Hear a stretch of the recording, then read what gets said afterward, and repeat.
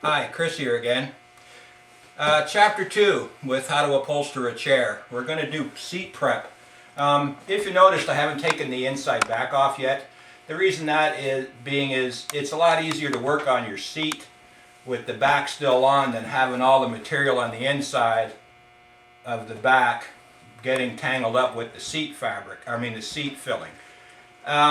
When you get all your fabric off, which I'm wondering if you're doing a chair along with me. If you are, you've gotten yourself down to where it's time to repad the seat of the chair.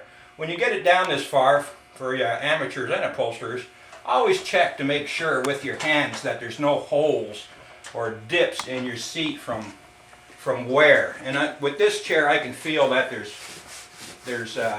filling missing in here. When I put my hand down, if you can feel it with your hand, you're definitely going to feel it with your butt. Anyhow, take some cotton. We use 50-50 cotton at DIY because it's a lot less full of dust and a lot less cleaner to work with, which makes it 50% cotton and 50% polyester. Fill up your holes. As you can see here, I'm putting cotton into the holes that where the factory didn't bother to fill them on because, you know, they work a little different than us custom guys do. Fill it up, and fill it up till you can feel your hands, with your hands, that there's no holes. The rest of the seat feels pretty good. You're always going to want to add a layer of dacron. Not everybody does this. A lot of people will just take the fabric and put it on over top of this now. But I'm a firm believer, if you're going to do work for a customer and you're going to use the old filling, which is perfectly okay, you want to give them a little more padding on the return job, you know, to make it look like it's a new chair, and it gives it a puffier look, a puffier feeling, and it's a little more professional. You just lay your dacron out, and what you're going to do here, I missed one thing. If you remember, there was these corner pads on the chair when we took it apart around the arm. I put one on. I'm going to put one on to show you how that's done. So let's do that before we do the dacron. You cut yourself out a little, probably get a scrap piece or something from the project you're working on. Lay it back. If you can zoom in there a little bit. Lay it on the back of your of the arm of your chair and tack it down. You're going to want to take this tack strip. This is cardboard tack strip. We have it on the website in rolls. I think it's about $3.99 a roll. Put your tack strip. This gives you a nice clean edge when you flip the fabric back over.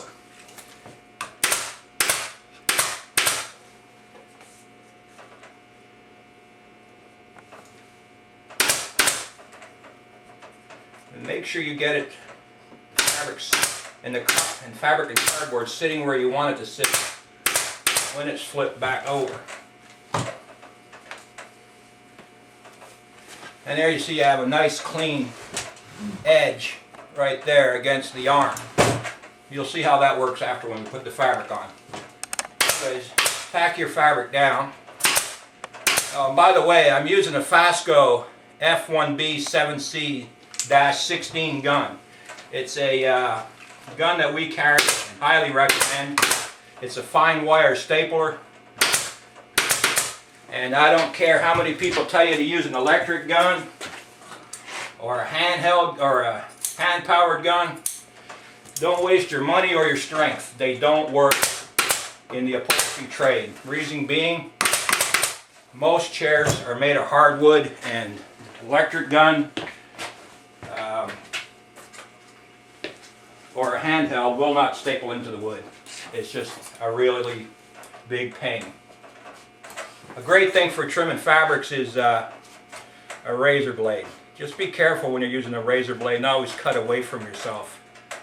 They're pretty dangerous. Okay, that piece is on. That's the corner piece. That's going to give our the look that we had in the chair when we first started stripping it. Okay, now to the dacron. You cut a piece of dacron big enough to fill your seat. You're actually going to upholster with the dacron. Make sure you have enough to hang over the front. tuck your dacron in underneath the back, like so. And take the front of your dacron and pull it down. If you can see how I'm holding my hand, I'm not pulling it like this. Never pull your fabric, dacron, or anything else like that because we'll end up with ripples. Hold your hand like that. You can see a nice clean line developing there already. Tack it down, move along, tack it down. Make sure you have enough staples. So you always grab your fabric like that with your hand and use this crook between your thumb and forefinger to smooth out your edge. Upholstery is mostly, besides eye, it's got a real lot to do with feel. Now you can see I cut the dacron back just like if I was cutting the fabric. I'm going to tuck it in there, and on the side I'm going to clip it off and do the same thing. Now there's a little bubble here with the fabric and stuff, so you want to fix that. And look how nice and clean that's coming. Make sure your gun doesn't pop open on you. Look how nice and clean that's coming. Tack it down. Don't tack it right to the end because you're going to need to fold your fabric there when you put the initial fabric. But you see again, I'm grabbing it kind of different, but I'm using all my hand. I'm not just using part. Use all your hand. Trim some of that back. And always when you're moving back to the back of the chair, pull down and pull in that direction. Oops. Okay. Trim off your excess. Tuck in your excess. It looks nice and clean. Do the same thing to the other side.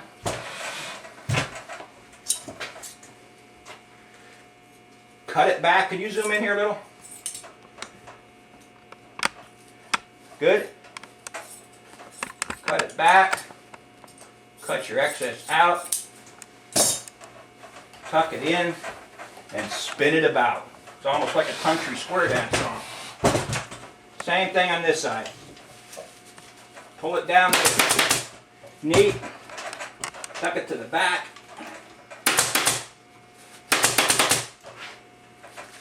And again, don't tack it to the end, either on the sides or the front, because you're going to want to work that with your fabric. Okay, here you have it. Seat preparation. It looks good. It's nice and puffy.